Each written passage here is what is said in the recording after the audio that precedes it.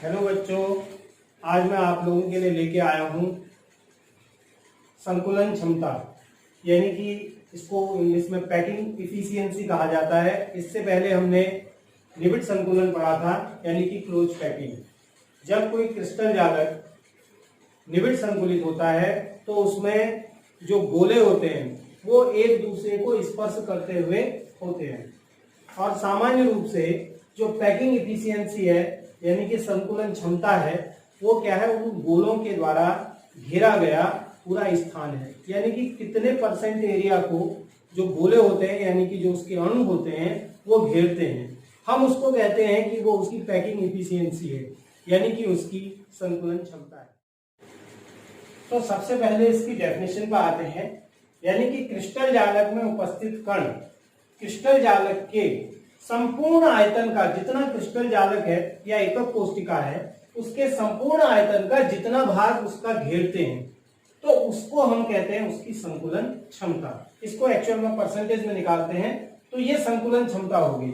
यानी कि क्या है, दोबारा से देखिए, क्रिस्टल जालक में उपस्थित कण जो भी होते हैं उनके द्वारा जितना स्पेस उसका घेरा जाता है, यानी कि टोटल आयतन का जितना स्पेस घेरा जाता है उसको उसकी संकुलन क्षमता कहते हैं। जैसे इस चौक के डिब्बे में आप देख रहे होंगे कि चौक लगी हुई है, ये एक घनाभाकार आयतन है तो इसमें चौक लगी हुई है, ये 3D स्ट्रक्चर में चौक लगी है। अब देखिए, इसमें चौकों के द्वारा संपूर्ण स्थान को घेरा नहीं गया है, बल्कि इसमें कुछ रिक्त स्थान, 3-4 चौकों को अगर हम देखते हैं तो इनके बीच में कुछ यहाँ पर ब्लैंक स्पेस दिख रहा है हमको, तो ये रिक्ति होती है। जैसा मैंने पहले में बताया था आपको, तो ये बीच का स्पेस क्या है, रिक्ति है। लेकिन इसके अतिरिक्त ये चौकों के द्वारा कुछ स्थान इसका जो घेरा गया है, तो जो स्थान घेरा जा रहा है अगर हम उस स्थान का अनुपात इस पूरे चौक के डब्बे के आयतन से निकाल दें, इस पूरे चौक के डब्बे का आयतन के साथ में चौक के द्वारा जितना इसका स्थान घेरा गया है, जितना स्पेस इसने कवर कर रखा है, अगर उसका हम अनुपात निकालते हैं, रेशियो निकालते हैं, तो वो उसकी संकुलन क्षमता होगी। तो उसी तरह से जो भी एकक कोशिका होती है, एकक कोशिका के जितने गोले होते हैं उन गोलों के द्वारा जितना भी स्थान घेरा जाता है और उसका रेशियो अगर हम उसके संपूर्ण आयतन के साथ निकाल देते हैं तो उसको हम कहते हैं उसकी संकुलन क्षमता। तो संकुलन क्षमता का पहले हमें इसका सूत्र देखना बहुत आवश्यक है। एकक कोशिका में गोलों का आयतन, यानी कि जो अवयवी कण है उनका आयतन अपॉन एकक कोशिका का आयतन, यानी कि उसी तरह से हो गया जैसे आपने 100 नंबर में से 50 नंबर प्राप्त किए हैं तो ये 50/100 हो जाएगा। उसका अगर परसेंटेज निकालना है तो देन मल्टीप्लाई बाय 100। बहुत सिंपल सी बात है। तो वैसे ही हम इसको करते हैं कि एकक कोशिका में गोलों का आयतन अपॉन एकक कोशिका का आयतन एंड मल्टीप्लाई बाय 100। अगर 100 से डिवाइड कर देते, मल्टीप्लाई कर देते हैं तो उसकी संकुलन क्षमता निकल कर आती है।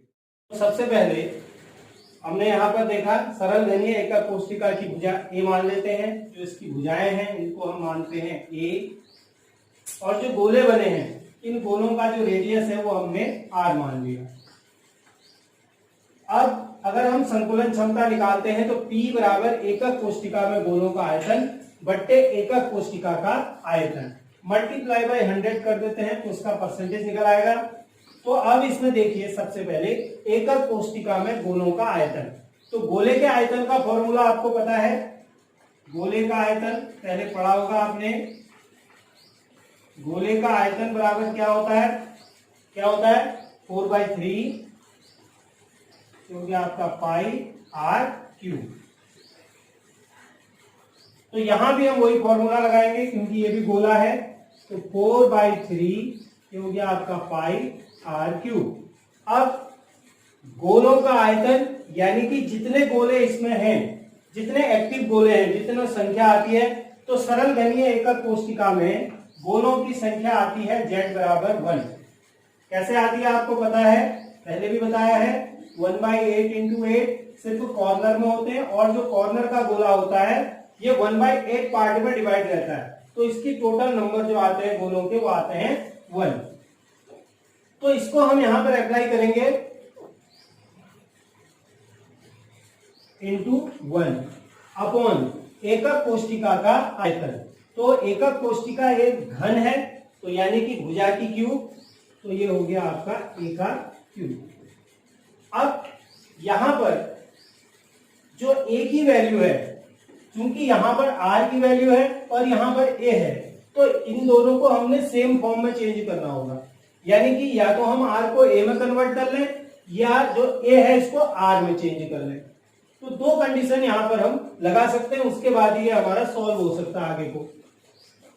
तो इसके लिए अब अगर हम ये दो लाइनें लेते हैं, जो हमारी भुजा है, तो भुजा में देखेंगे आप दो गोले होते हैं और दो गोले इस टाइप से पैक्ड होते हैं।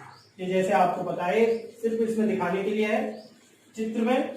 तो ये दो गोले हैं, तो दो गोले एक दूसरे से क्लोज पैक होते हैं। ये इसका आर होता है और ये इसका आर होता है। तो जो ए है, ये ए है, तो इस ए का मीन्स कितने आर हो गए। अगर हम ए को आर में कन्वर्ट कर देते हैं तो इस ए में कितने आर आ रहे हैं, दो आर आ रहे हैं, तो इसकी वैल्यू निकल के आती है 2r। तो यहां पर इससे हम निकाल सकते हैं कि ये वैल्यू कितनी है, 2r है। इस वैल्यू को हम यहां पर रख सकते हैं। तो यहां पर 4/3 into 22/7 into R cube into 1 z बराबर 1 है तो 1 रख देंगे, अपॉन a का क्यूब, तो a का अर्थ है 2r, तो इंटू 2r का क्यूब हो गया, मल्टीप्लाई बाय 100। अब इसको हम अगर सॉल्व करते हैं, तो सॉल्व करने के लिए मैं यहां पर इस स्पेस पर सॉल्व कर रहा हूं, चलिए यहीं पर कर दे रहा हूं। तो 4/3 हो जाएगा, इंटू 22/7 हो जाएगा, इंटू आर क्यूब हो जाएगा, इंटू 1 हो जाएगा, और ये अपॉन यहां पर कितना है 2r क्यूब है, तो 2r क्यूब को हम 8 इंटू आर क्यूब लिख सकते हैं और मल्टीप्लाई बाय 100 कर देते हैं। इसको हम सॉल्व करते हैं। अब जब इसको सॉल्व कर लेते हैं तो ये हमारा लगभग, आप इसको सॉल्व करके देख सकते हैं, तो ये लगभग हमारा 52.4% इसकी वैल्यू निकल के आती है। इसकी वैल्यू निकल के आती है 52.4%। ये सॉल्व है, पहले से सॉल्व किया हुआ है, आप इसको सॉल्व कर सकते हैं। अगर आप इसको एग्जाम में सॉल्व करेंगे तो आपको बहुत समय लगेगा, तो इसलिए इस वैल्यू को आप लर्न कर लें। इसकी वैल्यू सॉल्व करके इतनी ही आएगी। तो ये इसकी निकल के आ गई पैकिंग इफिशियंसी। ये किसकी निकल के आई, सरल घनीय एकक कोशिका की। अब हम निकालते हैं दूसरा एफसीसी की। जो एफसीसी होती है उसकी संकुलन क्षमता यानी कि पैकिंग इफिशियंसी निकालते हैं, बड़ा इंपॉर्टेंट है। तो सबसे पहले हम फलक केंद्रित एकक कोशिका बनाते हैं।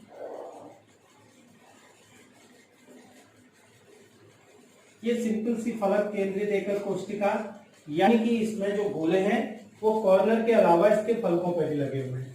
यानी कि यहाँ गोला है, ये गोला, यहाँ गोला है, यहाँ पर भी इसमें है, यहाँ है, ऐसे ये आपने पहले देखा। और इसके जो फलक हैं उसमें भी ये गोले होते हैं। देखिए इस तरह से इसमें ये आकृति दिखती है हमको। जब ये इसके गोले पूरे एडजस्ट होते हैं तो ऐसी आकृति आपको दिखेगी। तो फलक केंद्रित एकक कोशिका में उसी तरह से हम लेते हैं, मान लेते हैं इसकी जो भुजा है हमने ए मान ली, जो इसकी साइड है इसको हमने ए मान लिया, और जो ये गोले हैं इनकी जो रेडियस है यानी कि गोलों की त्रिज्या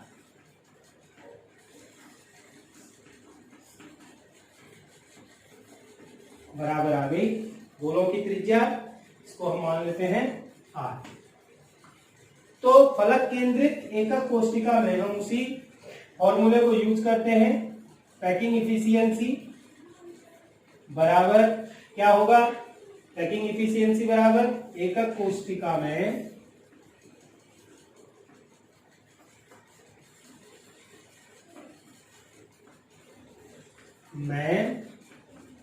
गोलों का आयतन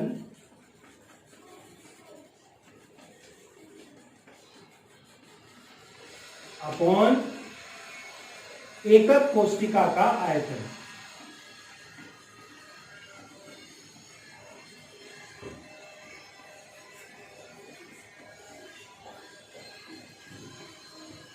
मल्टीप्लाई बाय 100। तो यहां पर अगर हम इसको निकालते हैं उसी प्रकार से, तो देखिए एकक कोष्टिका में गोलों का आयतन, तो फलक केंद्रित एकक कोष्टिका में z की वैल्यू कितनी होती है, 4 होती है, ये हम जानते हैं। तो 4 कैसे होती है, 1/8 इंटू 8, और दूसरे इसके जितने जो फलक होते हैं तो कितने होते हैं, 6 इंटू 1/2। तो ये वैल्यू 1 आ गई और ये वैल्यू 3 आ गई। इन दोनों को ऐड करते हैं तो ये वैल्यू हमारी निकल के आती है 4। तो यानी कि इसमें जो z अणुओं की संख्या वो कितनी है, 4 है, अणुओं की संख्या 4। तो P बराबर निकालते हैं इसकी, एकक कोष्टिका में गोलों का आयतन यानी कि 4 इंटू 4/3, जो फॉर्मूला वहां यूज किया था हमने वो यहां पर यूज कर देंगे, अपॉन एकक कोष्टिका का आयतन यानी कि AP,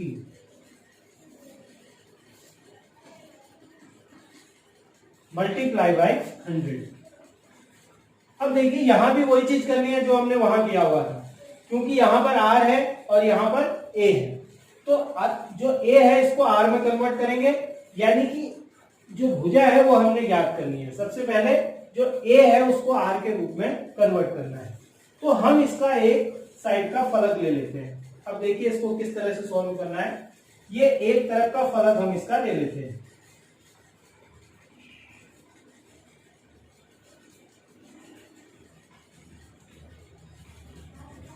ये फलक हो गया, और ये मान लेते हैं इसके सेंटर में गोला है, तो इसको हम ऐसे ले लेते हैं।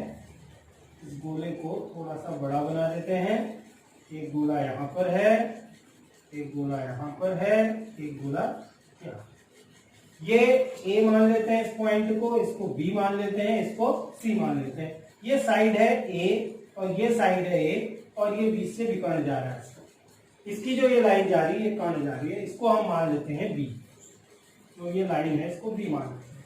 अब देखिए यहाँ पर अगर हम पाइथागोरस प्रमेय लगाते हैं, क्योंकि ये 90 डिग्री का एंगल बनेगा यहाँ पर, तो यहाँ पर हमें साइड निकालने के लिए A की वैल्यू हमने फाइंड करनी है यहाँ पर। तो इसमें क्या हो जाएगा, तो AB square is equal to, sorry ये AC विकर्ण का स्क्वायर ले लेते हैं, AC square is equal to क्या हो जाएगा, AB square plus BC square, ये हो गया। तो यानी कि AC यानी B है, AB की वैल्यू 1 है, 1 का सॉरी A है, A का स्क्वायर, और ये A का स्क्वायर, ये B का स्क्वायर हो गया। तो B square is equal to A और A ऐड हुए, 2A स्क्वायर हो गया। अगर हम B निकालते हैं तो ये हो जाएगा A रूट 2, B बराबर हो गया A रूट 2। लेकिन अभी R में तो निकला नहीं है अभी, अब हमें इसमें R में कन्वर्ट करना है इसको। तो हम जानते हैं जो ये लाइन है, ये जो बीच की आ रही है, तो इसमें कितने R बन रहे हैं, अगर ये क्लोज पैक होते हैं, ये आपस में मिले हुए होंगे, एक R ये है, एक R ये यहां पर होगा, एक R यहां पर होगा, और एक R यहां पर। ये 3 R मिल करके इस टाइप से इस संरचना को बनाएंगे ना। ये A है और ये C है, तो एक R ये हो गया, सपोज यहां पर कर लेते हैं। तो एक R ये है, और ये बीच में ये 2 R होंगे इसमें, और यहां पर भी एक R होगा। तो 1 2 3 4। तो यानी कि जो B की वैल्यू है, यानी कि जो AC है, इसमें कितने R है, 4 R है। तो इसकी जगह पर हम इसको रिप्लेस कर देते हैं, 4R is equal to 3 under root 3। अब यहां पर हम अगर हमें जो A है इसको R के पदों में लिखना है, तो A इज इक्वल टू क्या हो जाएगा, 4R upon under root 2। A is equal to 4R upon under root 2। इसको और सॉल्व करना चाहे तो कर सकते हैं, प्रमेयकरण कर सकते हैं इसका। रूट 2 अपॉन रूट 2 सॉल्व किया तो 4 रूट 2 और R हो गया, अपॉन हो गया 2, 2 से 4 कैंसिल हुआ, 2 हो गया, यानी कि 2 रूट 2 R इसकी वैल्यू निकल करके आएगी ये किसकी वैल्यू आई, ये आई 1 की। तो अब हम यहां पर इसको इस वैल्यू को रख लेते हैं। इस मान को अगर हम रखते हैं तो यहां पर थोड़ी सी जगह कम होगी, दिख जाएगा आपको। P is equal to 4 into 4/3 into 22/7 into r³ into 100 upon a³ कितना आया 2√2 और ये r इसका होल क्यूब। तो देखें यहां पर इसको अगर हम सॉल्व करते हैं तो 4 into 4 into 22 into r³ into 100। अब ये निकल के आया 2√2 का होल क्यूब करेंगे तो कितना हो जाएगा, ये हो गया 8 इंटू 2√2। इसको सॉल्व करते हैं तो 2 इंटू 2 इंटू 2 8 हो गया, और √2 को करते हैं तो √2 इंटू √2 तो कितना हो गया 2√2। तो 16√2 हो गया इसकी वैल्यू। तो यहां पर करते हैं तो 2√2 हो गया। टोटल इसको सॉल्व कर देंगे तो 16√2 r³ से r³ कैंसिल हो गया। इस पूरे को अगर हम सॉल्व कर लेते हैं तो आप निकालेंगे कि इसकी वैल्यू, जो इसकी पैकिंग एफिशिएंसी आएगी वो 74% आएगी। तो इस तरह से हमने दोनों की निकाली, यानी कि इसका अर्थ क्या हुआ, ये देखिए आप फलक केंद्रित एकक कोष्टिका है, तो फलक केंद्रित एकक कोष्टिका में अधिक गोले हैं तो इसलिए ये अधिक स्थान घेरेगा, जबकि सरल घनीय एकक कोष्टिका में गोलों की संख्या कम थी तो इसलिए उसके द्वारा जो घेरा गया आयतन था वो इससे परसेंटेज में बहुत कम था वो। और इन दोनों का जो अंतर है वो इसी चीज को दर्शाता है कि किसी जो सरल घनीय एकक कोष्टिका में उसमें गोलों ने कितना स्थान घेरा और इसमें गोलों ने कितना स्थान